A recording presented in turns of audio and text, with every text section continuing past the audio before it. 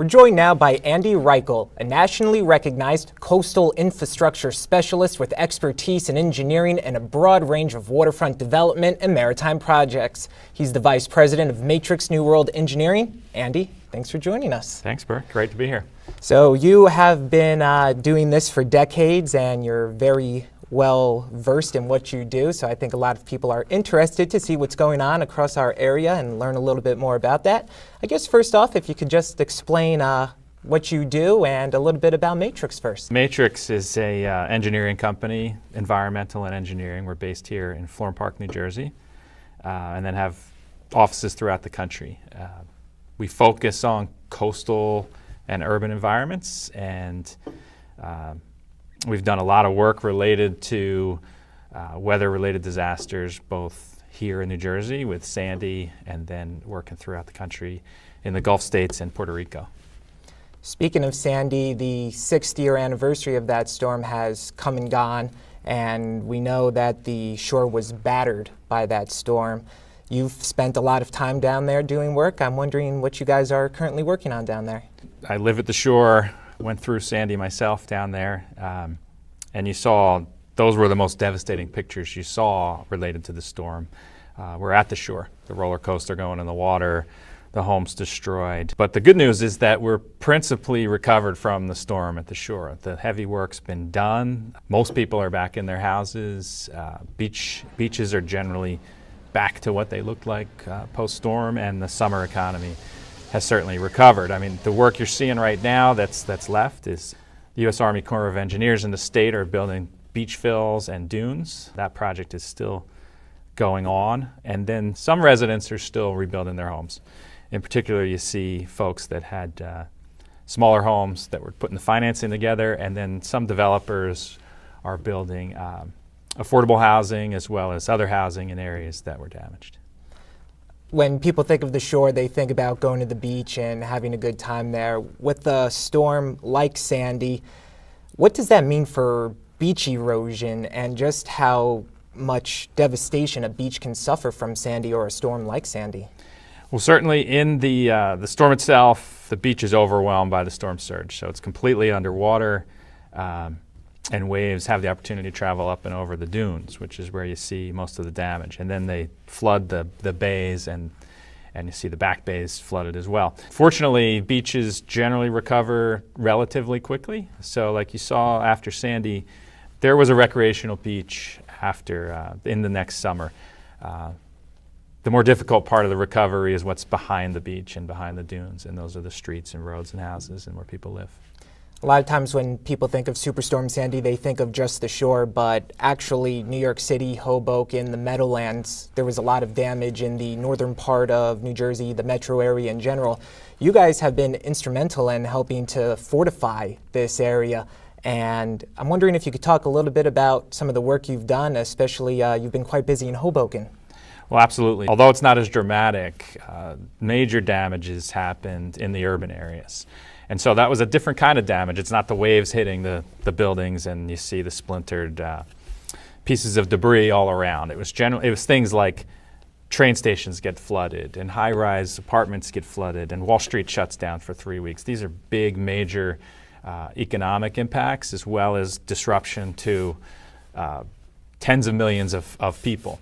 And so, whereas in the shore I mentioned we are principally recovered, and most of the work is, well, let's say we're in the tail end of that.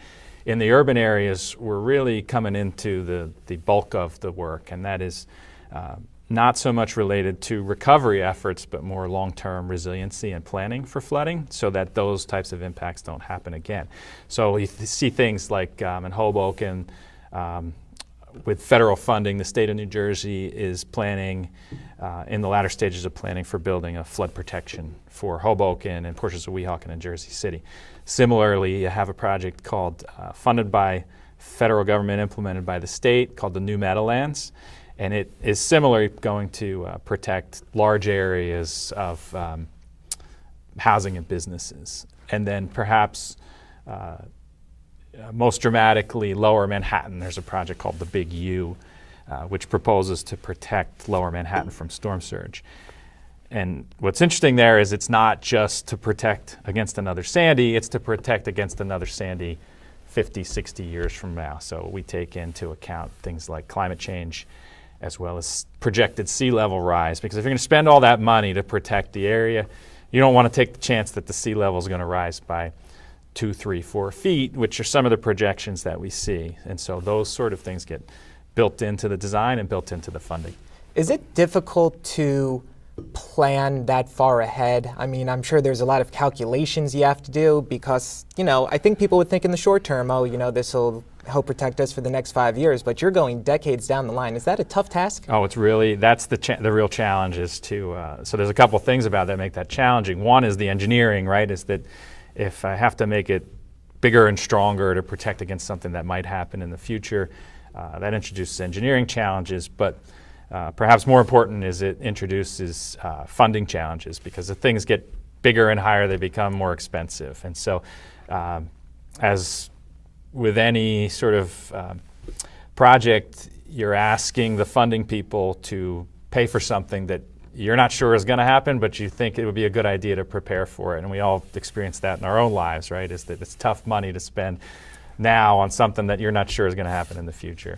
Future storms, current storms, we all have heard the saying, the 100-year storm. Well, it seems like the 100-year storm is striking not only our area, but the country every year now, Hurricanes Michael, Maria. I'm wondering, what kind of toll do these major storms play on our country? And resources must be stretched, not thin, but everyone's working at maximum capacity. Well, there's certainly a fatigue. So since Hurricane Katrina in the Gulf, we've seen a regular occurrence of disasters. And those are not just hurricanes. We see the fires and we see other natural disasters. And there's a risk out there that we frankly haven't seen in a while, which is earthquakes. And so certainly the technical expertise is getting thin.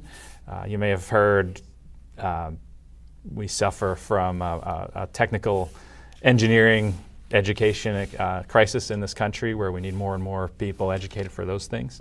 And so that is getting stretched thin, as well as the finances. So almost every year we're having an emergency congressional authorization for a natural disaster. And you see the stress somewhat in the regional disputes that break out. And if you may remember, when Sandy hit, there were certain delegations from some southern states that didn't want us to have the funding. That's right. And now they're having their own disasters, and you see this conflict in the Congress about how the money gets distributed. One of the places that got hit hard recently was Puerto Rico, and you were actually just down there. I believe it was last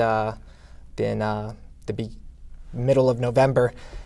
What has it been like down there? What have you guys been doing down there? The devastation is incredible just from the pictures, and you see it on a first-hand basis. Sure. So we arrived in Puerto Rico in February last year, and we're helping both Puerto Rico and FEMA and the Department of Transportation restore the ports of Puerto Rico. Everything that gets to Puerto Rico has to get there by ship or plane. And so our focus has been on that. But you really see something there that we didn't, we feel like we're experienced disaster folks here in New Jersey because we've been through Sandy. What's dramatically different about being Puerto Rico is, if you remember here in Sandy, we had folks driving from the south or from the Midwest with electrical trucks and supplies, and they could get here quite simply just by driving overnight. Those kind of resources to get to Puerto Rico are much harder to mobilize. And so you saw the effects of that, and you continue to see it. I was there last week and sitting at a traffic intersection trying to go across 4 lanes of traffic, and the traffic light is out. And it had been out for months. We just don't see those things happen here 6 months after a disaster. And so there still is a real struggle there, although you can see real progress. There's in particular on the electrical infrastructure, they have the opportunity to rebuild, for instance, power lines, and those power lines are being built to withstand, as I mentioned before, this resilience effort, not just another Maria, but another Maria 20, 50 years from now that might be more intense. You mentioned the power grid. It seems challenging to help make an island more resilient in protecting all those people? Well, it certainly is, because they can get hit from all sides, and being in the middle of the Caribbean Sea, they can expect to be hit more often than us. Sandy was certainly a unique storm. It took the hard left in a way and hit the Jersey Shore and New York in a way that we hadn't seen happen in a long time. Hurricane Maria, you can expect that can be a relatively frequent occurrence. Andy, for those who would like to learn more about you and the work that Matrix does, is there a preferred way that they can get in contact with you? Website, matrixnewworld.com. We're located in Florham Park, New Jersey, and we'd be glad to hear from them. Andy Raichle, thank you so much for being here. It was a true pleasure to speak with you.